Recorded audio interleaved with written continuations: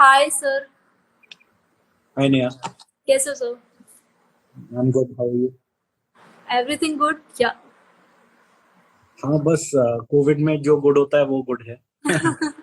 वो तो सबके साथ है सर।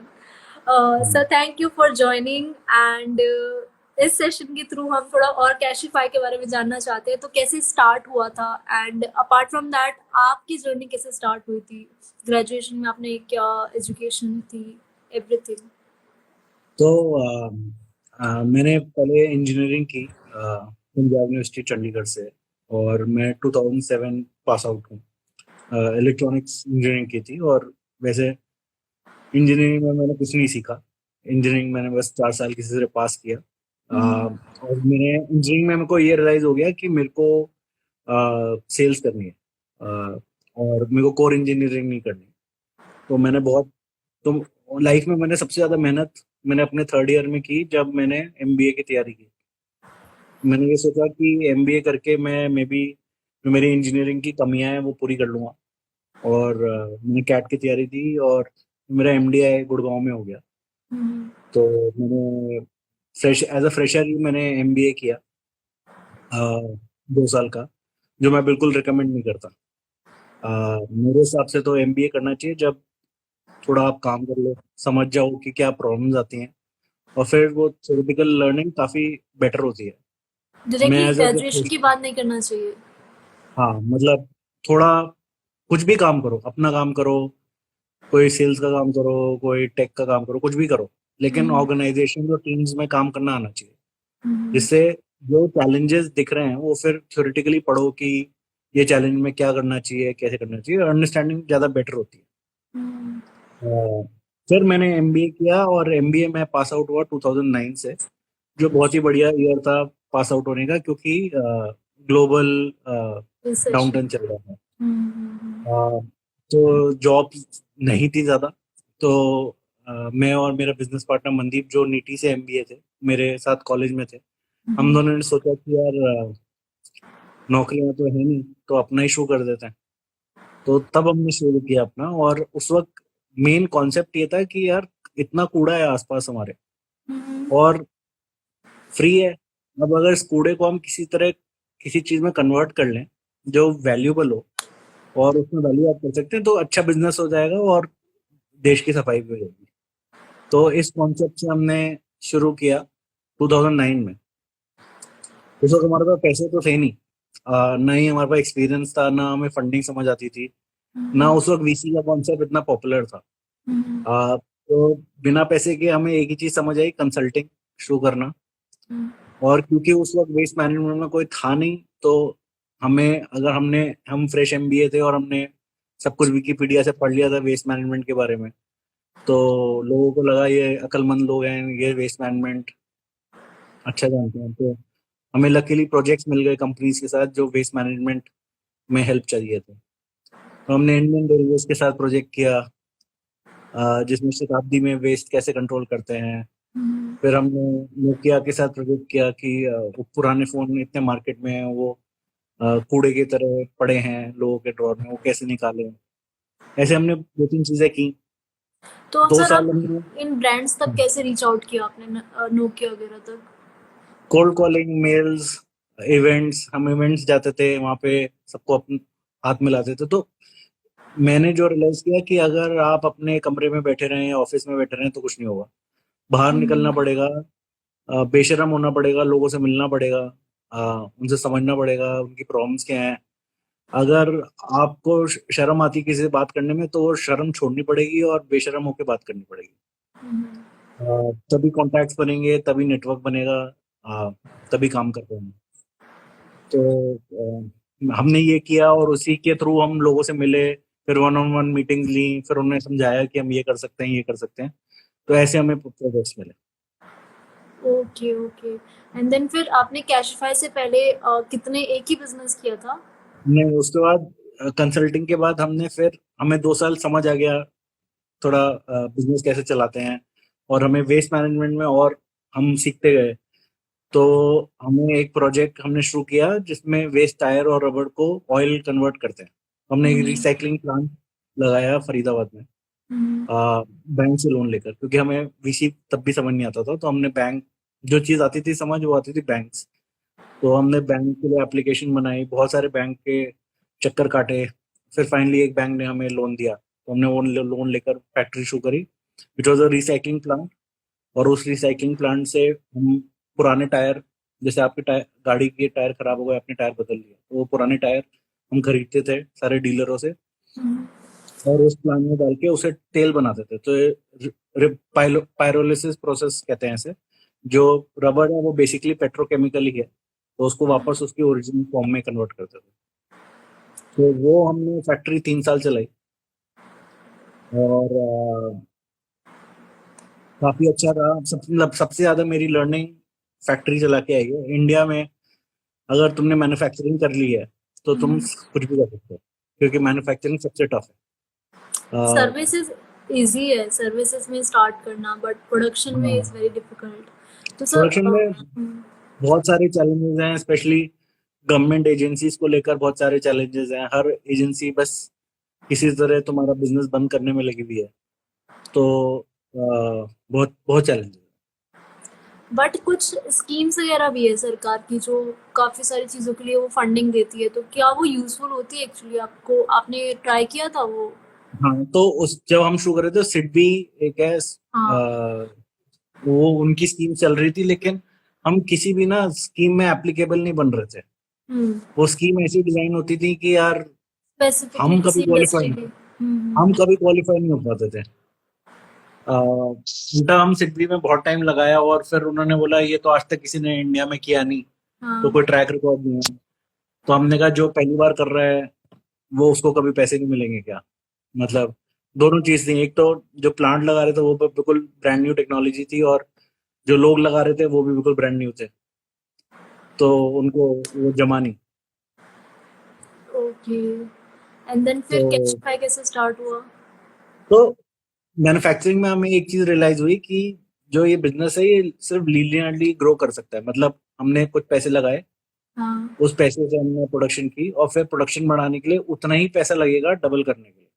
ऐसा नहीं है कि मैंने एक बार पैसे लगाए और उसके बाद मेरी बढ़ता चला प्रोडक्शन गया। बढ़ती जाएगी। हम्म। तो हमने उन टाइम पे रियलाइज किया कि यार ऐसे बिजनेस में करना चाहिए जो इंटरनेट लेड बिजनेस हो, क्योंकि इंटरनेट पे ये लिमिटेशन नहीं है। इंटरनेट पे डिस्ट्रीब्यूशन खुल जाती है, and you can reach from the same investment more people. तो फिर हमने 2012 के एंड में we sold off our factory and use that money to invest and start Cashify. तो ये ऐसे हमारी 2013 में कैशिफाई की जर्नी शुरू हुई। ओके, तो आपने रिस्क लेने की मतलब आपने कैसे सोची कि ऑलरेडी इतना सही बिजनेस चल रहा है, then also you sold it off? तो क्या पोटेंशियल दिख रहा था आपको अपने नए बिजनेस में? आपने कुछ रिसर्च किया था? नहीं, तो क्योंकि हम ऑलरेडी वेस्ट मैनेजमेंट वाली फील्ड में थे, तो मोटा मोटा हमें बिजनेस समझ आता था। कभी हिम्मत नहीं हुई, क्योंकि पैसा इसमें ज्यादा लगना था। लेकिन जब हमने फैक्ट्री में पैसे बनाए और फिर वो कमाए, तो हमने कहा अगर मैं अपना पैसा लगा रहा हूँ तो, और हम यंग थे, हमारे पास एनर्जी थी, हमें था कि हम दुनिया बदल देंगे, तो वो सारी एनर्जी हमने यूज करके कैशिफाई शुरू करी। और कैशिफाई भी अभी जो अवतार है वो, और जब हमने शुरू किया तो बहुत डिफरेंट था। पहले हमने सिर्फ बेचना शुरू किया ऑनलाइन लैपटॉप। तो हमें लगा कि नेहरू प्लेस जाते थे, वहाँ पे बहुत सारे लैपटॉप के डीलर्स बैठते हैं, सेकेंड हैंड लैपटॉप, उनसे खरीदते थे, और फिर हमने ऑनलाइन वेबसाइट बनाई और हमने बेचने शुरू किया। और हमने रियलाइज किया कि लोगों को बहुत रिक्वायरमेंट है। उस टाइम पे सिर्फ 25-30 हजार का नया लैपटॉप आता था, और हम 12 हजार का सेकेंड हैंड लैपटॉप बेचते थे, और उसके उसमें वारंटी भी देते थे। तो लोगों को बहुत अच्छा लगा, लोगों ने हमसे लैपटॉप खरीदने शुरू किए। लेकिन जब हम वापस नेहरू प्लेस गए वो लैपटॉप फिर से खरीदने, और तो वो लैपटॉप नहीं मिलते थे, या रेट चेंज हो जाते थे, या डीलर बदल जाता था। तो बहुत ही अनप्रोफेशनल था ऑन दी सोर्सिंग साइड। तो वेरी सुन हमने रियलाइज किया कि ये तो सस्टेनेबल है नहीं। अगर हम डीलर से खरीद के लोगों को बेचेंगे, तो हमें लोगों से ही खरीदना पड़ेगा, उसे खुद वैल्यू ऐड करना पड़ेगा, और तब बेचेंगे, तभी सस्टेनेबल बन पाएगा। फिर हमने अपना मॉडल चेंज किया, और फिर हमने खरीदना शुरू किया लोगों से।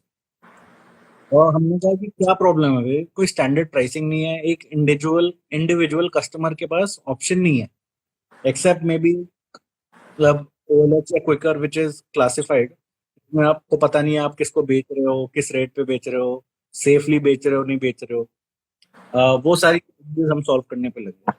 तो कैसे सॉल्व किया? ओएलएक्स पे इजीली सब कुछ मिल जाता है, लेकिन वहाँ ट्रस्ट नहीं होता है।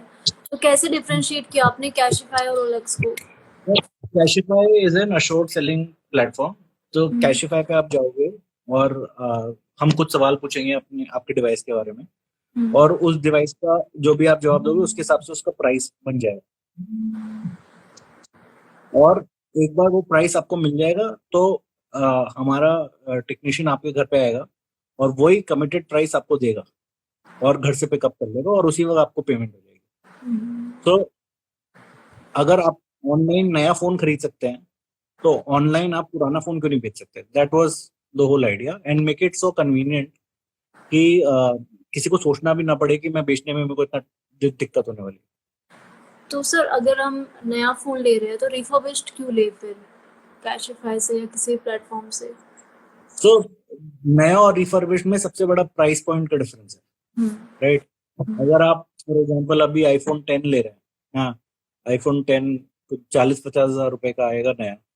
अगर आपको वही सेम फोन थोड़ा सा यूज आपको मिल जाए 30 हजार रुपए में, हुँ, तो आप 50 हजार को मतलब it makes it just more affordable. हुँ, और फोन ऐसी चीज नहीं है कि अच्छा यार 1 साल पुराना हो गया तो अब टेक्नोलॉजी बदल गई है और अब एंड में करना सब में व्हाट्सएप, फेसबुक, इंस्टा, यही सब चीजें हैं। किसी ने रॉकेट चलाना नहीं है फोन पे। तो अगर वही बेसिक चीज करनी है तो the old phone will be a better choice price point wise. तो we play on that affordable part, how do we make device affordable for consumers. Okay. आप स्टार्टिंग से रिसाइक्लिंग वाले इंडस्ट्री में रहे हो, वेदर इट इज़ हाँ जी। Factory या फिर ये, तो अभी क्या चांसेस है इस इंडस्ट्री में अगर कोई एंट्री करता है तो कितनी अपॉर्चुनिटीज़ है?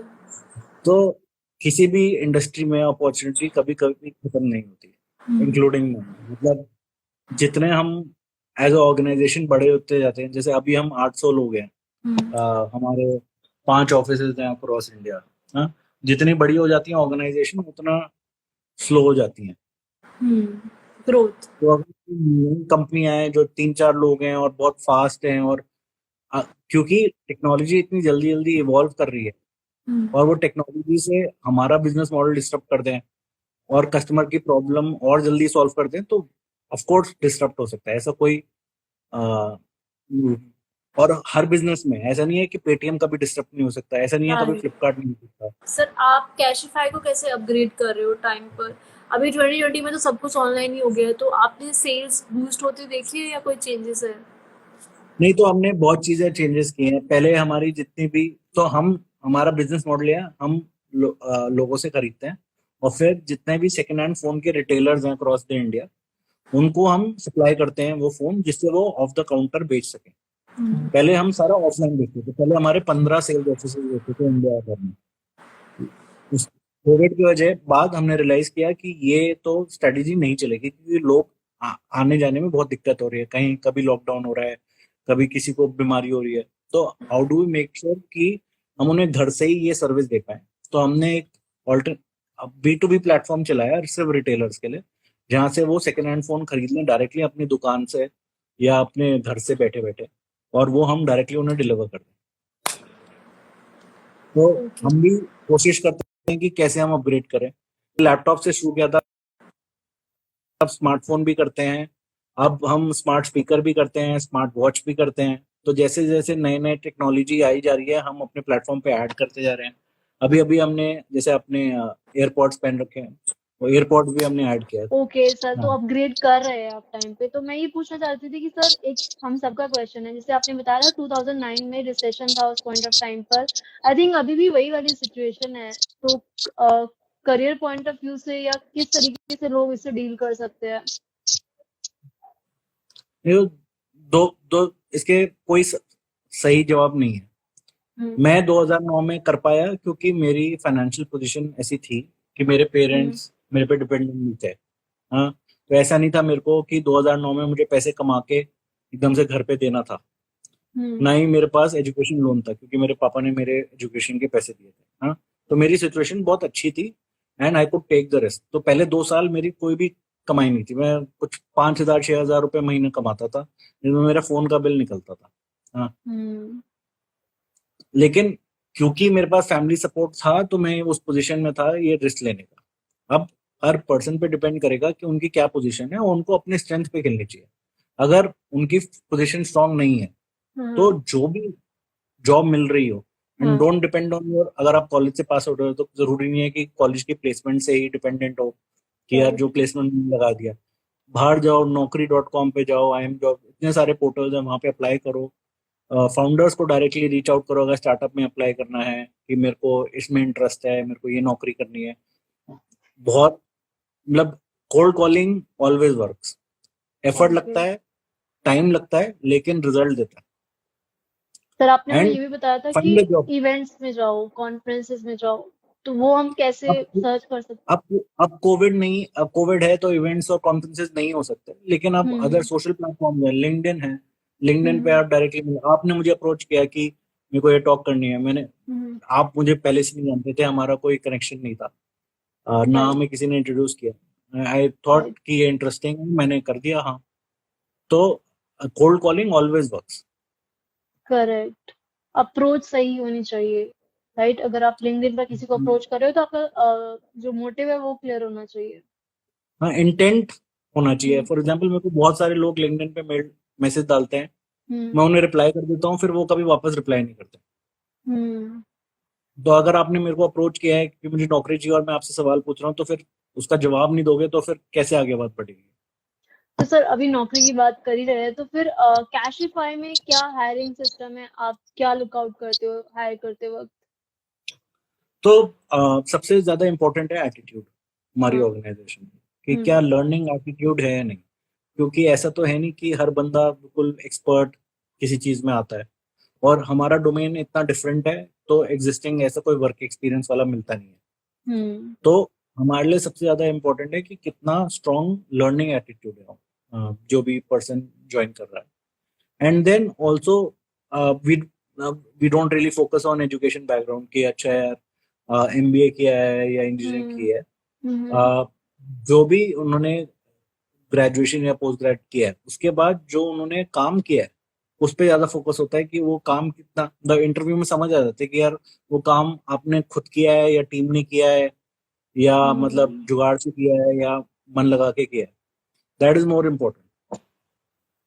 तो सर अंडर अंडर ग्रेजुएट भी हायर करते हैं आप लोग? हम अंडर ग्रेजुएट भी हायर करते हैं। तो डिग्री इतनी रिलेवेंट नहीं है, स्किल्स आर नहीं, रिलेवेंट। हम हमने नॉन ग्रेजुएट भी हायर किए। Oh wow. तो सर अभी वर्क फ्रॉम होम है या फिर आपके ऑफिस कैसे वर्क कर रहा है कोविड की तो वजह से? Most of the office work from home है। हाँ। कुछ हमारे ऑपरेशन स्टाफ हैं जो डे टू डे, क्योंकि हमारे यहाँ हर रोज फोन आते हैं, हाँ। डिस्पैच होते हैं, तो उन्हें हम्म। रिसीविंग करने के लिए थोड़े लोग विच आर स्केलेटन स्टाफ, वो जाते हैं, वो रिसीव करते हैं, सोशल डिस्टेंसिंग मेंटेन करते हैं और काम करते हैं। ओके। ओके। तो वर्क फ्रॉम होम से उतना ही इफेक्टिव वर्क निकलता है, प्रोडक्टिविटी होती है एम्प्लॉयज की? तो कुछ डिपार्टमेंट्स में तो बेटर प्रोडक्टिविटी होती है, जैसे टेक है, हाँ। डिजाइन है, मार्केटिंग है, इसमें आई हम्म। हैव सीन की प्रोडक्टिविटी इंप्रूव हो रही है।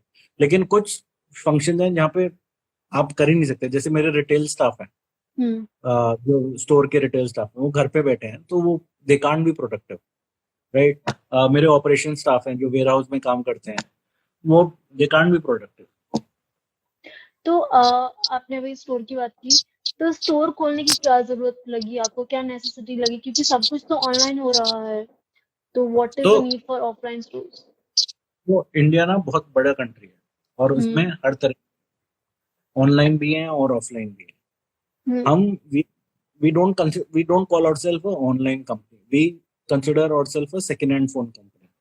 That means मेरा कस्टमर जहां पे भी होगा, I hmm. Want to be. तो ऑनलाइन तो हम स्ट्रांग थे, हमने रियलाइज किया कि ऑफलाइन भी लोगों को ये जरूरत है, और लोग वो ऑनलाइन नहीं है अभी, या ऑनलाइन वो सर्च भी नहीं करते, क्योंकि उन्हें लगता भी नहीं कि ऑनलाइन ये ऐसी चीजें अवेलेबल है।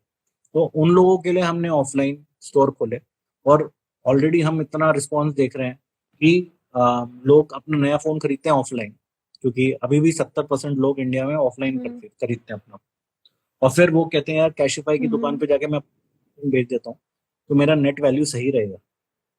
और ये मतलब we are growing very fast. अभी ऑलरेडी हमारे 60 स्टोर्स हैं। We plan to have 150 stores this year even with covid everything. Okay. तो क्या अभी सिर्फ ऑफलाइन पे फोकस कर रहे हो या ऑनलाइन को भी एक्सपेंड करने का ट्राई कर रहे हो आप, जैसे आपने बताया कि ऑनलाइन ईयरफोन। हम्म। तो हमारा कंटिन्यूसली ग्रो करता ही रहता है। Offline is we are positioning to grow. Okay, okay. आपने सर यूट्यूब पे स्टार्ट किया है, तो what is reason behind that? क्योंकि ऑलरेडी आप सक्सेसफुल बिजनेस चला रहे हैं, तो what is the need for YouTube?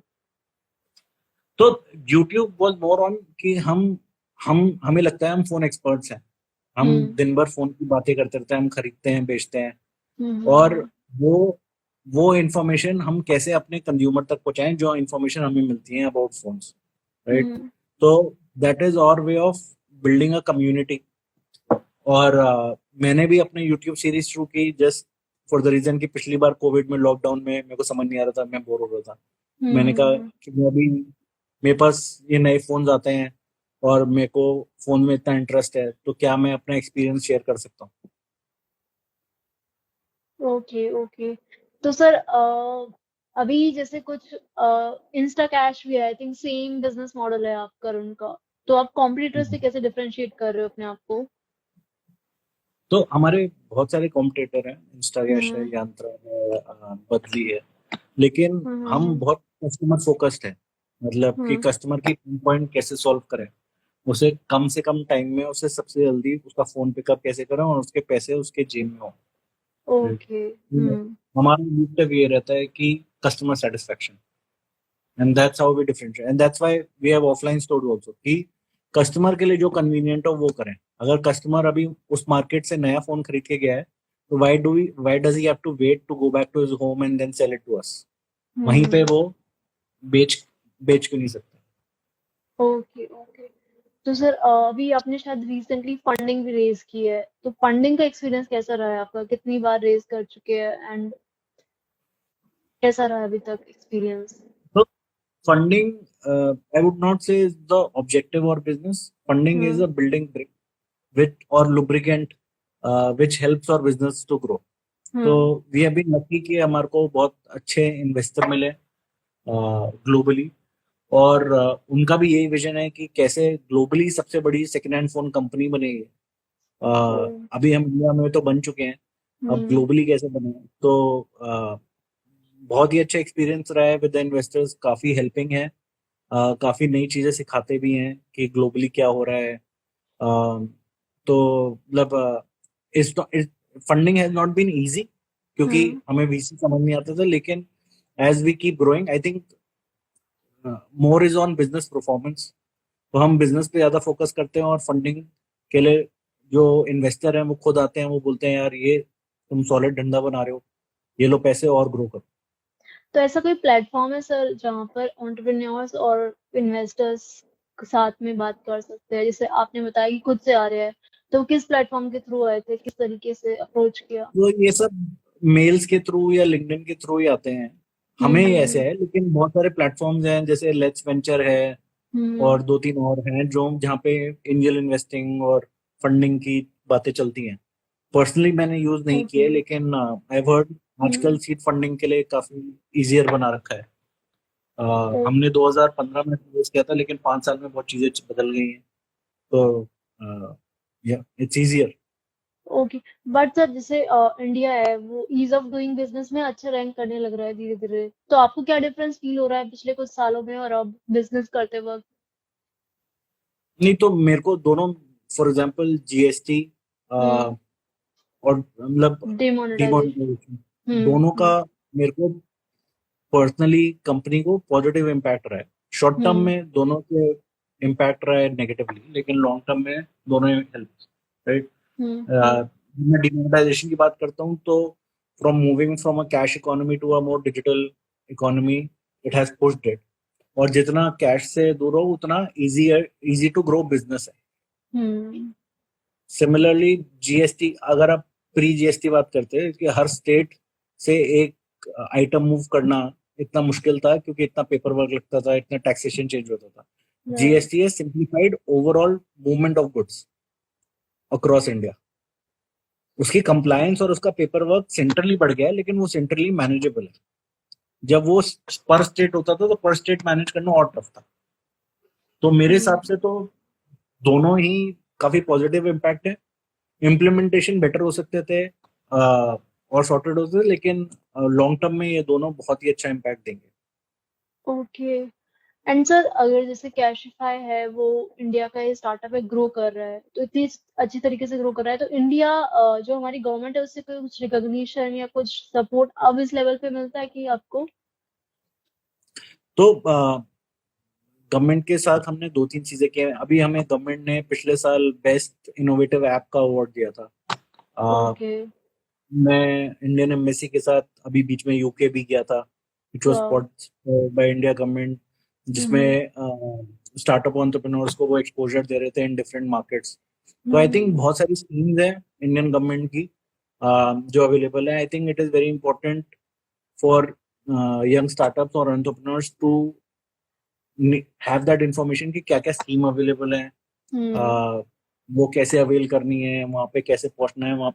तो मेरे को लगता है गवर्नमेंट अपनी तरफ से बहुत सारी अपॉर्चुनिटीज क्रिएट कर रहे हैं, लेकिन अगर हम ये सोचें कि घर बैठे बैठे मेरी वो अपॉर्चुनिटीज मेरे पास आ जाए तो ऐसा नहीं होगा। उसके लिए मेहनत करनी पड़ेगी, क्योंकि इंडिया है ही कॉम्पिटेटिव मार्केट। तो अगर एक गवर्नमेंट स्कीम है उसके लिए भी 100 लोग पीछे भाग। Correct, correct. तो it is very important to know कि क्या स्कीम्स है और उसको कैसे यूटिलाइज करें। Okay, okay. तो सर, मार्केटिंग कैसे कर रहे हो इस लेवल पर आकर आप? तो किस टाइप की मार्केटिंग कर रहे हो आप? अभी हम काफी लोकलाइज मार्केटिंग पे फोकस कर रहे हैं। तो जहाँ पे भी हमारे स्टोर खुलते हैं, जैसे अभी हमारे घर में 2 स्टोर खुले, तो वहाँ पे हम रेडियो करते हैं, हम आउटडोर ब्रांडिंग करते हैं, लीफलेटिंग करते हैं। तो वी बिलीव कि जहाँ पे भी हमारा कस्टमर बेस जनरेट हो रहा है उसको हम कैसे ग्रो करें, रिटेन करें। आई थिंक आप कंटेंट ये- मार्केटिंग में भी एक्टिव हो। हाँ, तो जैसे आपने हमारे यूट्यूब पेज की बात किया, तो हम कंटेंट में बहुत बिलीव करते हैं, specially phone related content, technology related content. We feel कि अगर हम कस्टमर के साथ कनेक्ट कर पाए on a technology level, then we can grow together. Okay. And sir, okay, last few questions only. MBA जरूरी होती है क्या स्टार्टअप के लिए? आपने खुद ने एमबीए किया है, बट आपने स्टार्टिंग में बता दिया था कि एमबीए डायरेक्टली बीटेक के बाद नहीं करनी चाहिए, बट क्या स्टार्टअप में वो हेल्पफुल रही थी आपके लिए? मतलब मेरे हिसाब से बीइंग वेरी पेशेंट एंड हाँ, फोकस्ड हाँ। Is the only key to win in a startup. MBA हो ना हो, एमबीए के एडवांटेज हैं कि हाँ, नेटवर्क मिल जाता है बी स्कूल का, लोग डिफरेंट डिफरेंट कंपनीज में काम कर रहे थे तो उसको अप्रोच कर पाते हो। लेकिन मैंने बहुत सारे ऐसे लोग हैं जो बेस्ट ऑफ एमबीए स्कूल्स गए हैं और तब भी स्टार्टअप नहीं कर पाए। तो ऐसा कोई शॉर्ट कोई वे नहीं है। आप एमबीए करो ना करो, वो पर्सनल चॉइस है, लेकिन स्टार्टअप तो कोई भी कर सकता है। सर, आपके जो को फाउंडर है वो तो शायद आपको एमबीए के दौरान ही मिले थे, तो नहीं, कह मेरे सकते हैं साथ ना कि इंजीनियरिंग में थे। इंजीनियरिंग में थे। Okay, okay. तो नेटवर्किंग कैसे की आपने? फाउंडर को कैसे चूज किया? फाउंडर के साथ ही क्या कहानी है आपकी एक्चुअली? तो मेरे तो करीबी दोस्त थे वो, कॉलेज हाँ, में हॉस्टल में हाँ। साथ हम थे। तो वहीं से दोस्ती हम कंटिन्यू करी और फिर साथ में बिजनेस करना शुरू कर दिया। तो मेरी ये स्टोरी है। लेकिन मेरे जो तीसरे को फाउंडर हैं वो अमित सेठी, वो एक टेक कंपनी चलाते थे, और जो पहला प्रोडक्ट हमने आउटसोर्स किया था कैशिफाई के लिए, वो उन्हें किया था। और फिर हम तीनों की इतनी अच्छी बनी, और हमें रियलाइज हुआ कि हम तीनों बहुत साथ में अच्छा काम करते हैं, तो और उन्हें भी अच्छा लगा कि जो हम बना रहे हैं। तो उन्होंने हमारे साथ हाथ जोड़े और फिर हम तीनों ने कैशिफाई ग्रो किया। तो सर, 2013 से आप तीनों ही साथ हैं? हाँ जी। Okay, okay, okay. तो अभी कोई को फाउंडर चूज कर रहा है तो वो क्या क्या लुकआउट करे को फाउंडर में? तो मेरे से बहुत लोगों ने सवाल पूछा और मेरे पास इसका सही जवाब नहीं है, क्योंकि मैंने तो दोस्त को चूज किया। लेकिन आई थिंक बहुत इम्पोर्टेंट है कि प्रोफेशनल लाइफ और पर्सनल लाइफ को डिफरेंशिएट करना हम्म, व्हेन चूजिंग अ को फाउंडर। तो जैसे मैं, Mandeep, Amit, we are very cordial professionally, और हमारी हम्म, पर्सनल फ्रेंडशिप अलग है, बट दे डोंट मिक्स। ऐसा नहीं ओके। होता कि हम ऑफिस में कह रहे हैं तू मेरा दोस्त है तो अब तू यही करेगा, हम्म। राइट? ऑफिस की बातें ऑफिस में होती हैं और घर की बातें घर पे होती हैं. You don't mix those things, and that is very important to keep it professional in your professional life. Okay okay sir, मैं एक दो क्वेश्चन ऑडियंस के लिए लेती हूँ। Should I take any course startup करने से पहले? कोई कोर्स वगैरह ज्वाइन करना चाहिए? सबसे बड़ा course for startup is to do a startup. Right. जो खुद करके फेल करके सीखेंगे उस वो और कोई सिखा नहीं सकता. कोई भी कोर्स कोई भी इंस्टीट्यूट नहीं सिखा सकता. Okay okay. तो सर वेंचर कैपिटलिस्ट का क्या एक्सपीरियंस रहा था आपका? कैसे रेज की फंडिंग? ये शायद हम बात कर चुके हैं इस पर।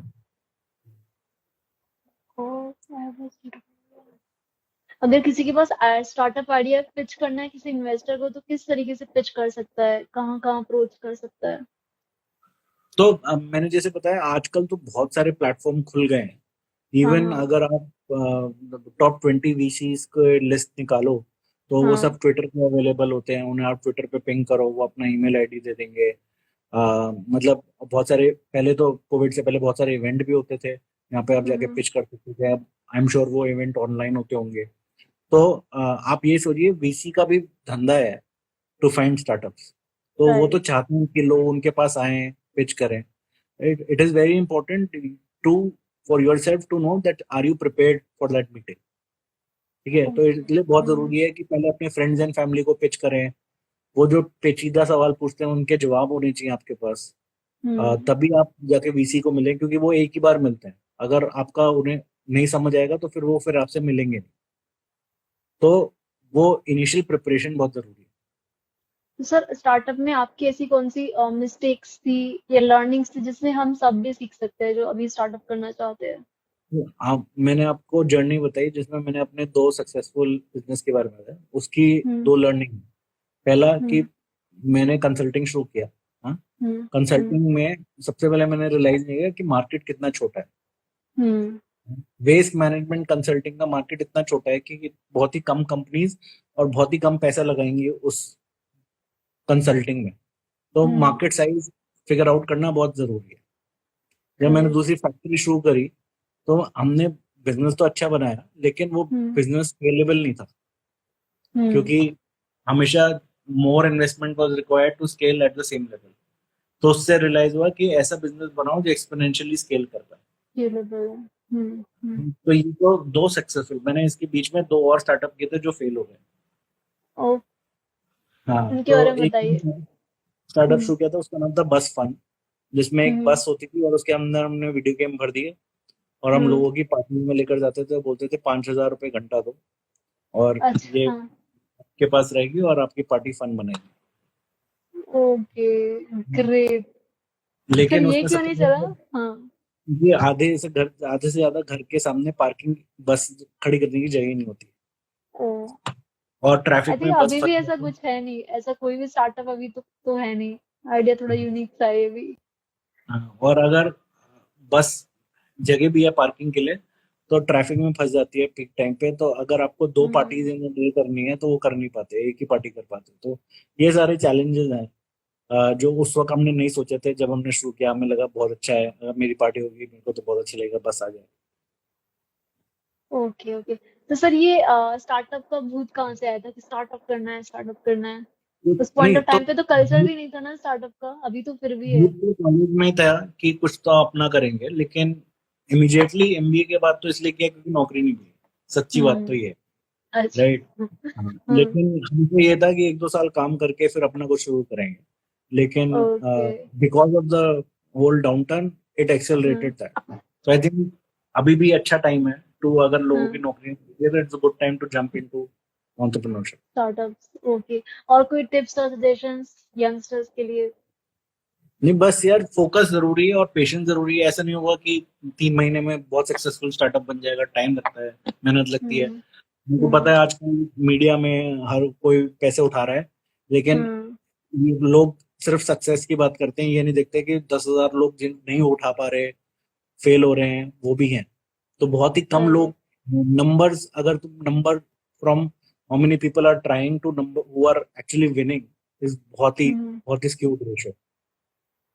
ओके तो सर, पेशेंस होना बहुत जरूरी है। How do you manage your time also?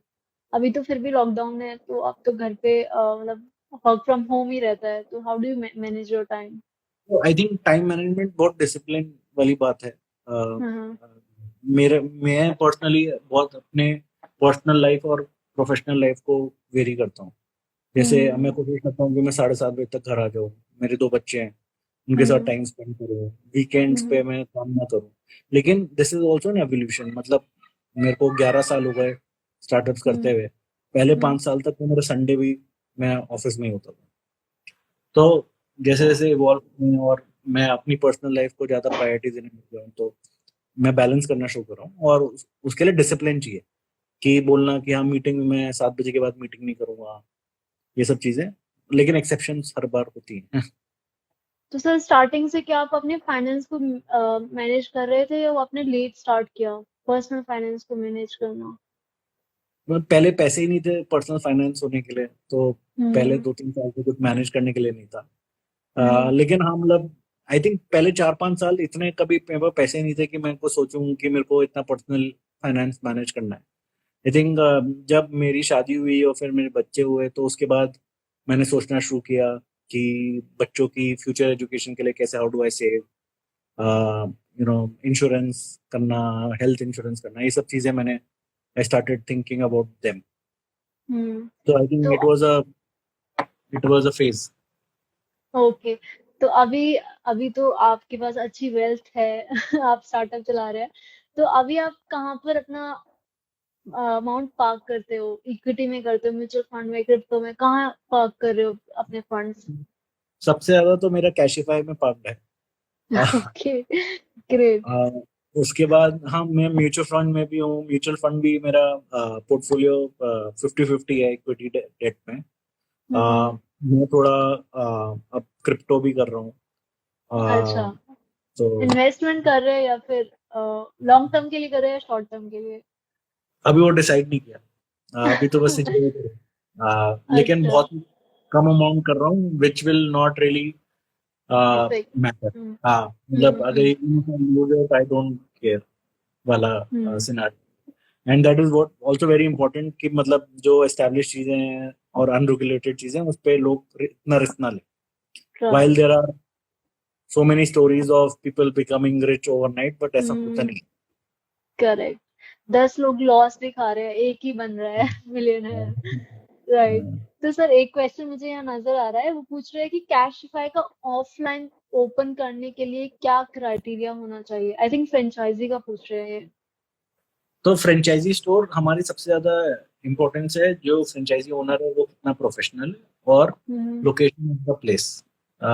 ये दोनों सबसे ज्यादा क्रिटिकल चीज है, क्योंकि हम्म हमारे फोकस स्टोर्स होते हैं फ्रेंचाइजी ओन, कंपनी ऑपरेटेड। तो उसमें हम्म इन्वेस्टमेंट और लोकेशन फ्रेंचाइजी का होता है, और बाकी सारा हैंडलिंग, मैनेजिंग सब कंपनी का होता है। So okay. Those are the most important two things. अगर कोई फ्रेंचाइजी में इंटरेस्टेड है तो franchisee@cashify.in पे मेल डालें, एंड हम्म हमारे account manager will contact them and take them through the process. Okay sir, एक रैपिड फायर राउंड है बस, and then we are done. तो सर, वर्क फ्रॉम होम और ऑफिस? प्रोसेस। ऑफिस। एमबी और business? Family. Family. MBA और job? Family. Family. Crypto और stocks? Crypto. Okay, online business और offline business? Online. LinkedIn और YouTube? बहुत difficult है, दोनों ही अच्छे लगते हैं। यूट्यूब। अच्छा। Okay sir, thank you so much for joining.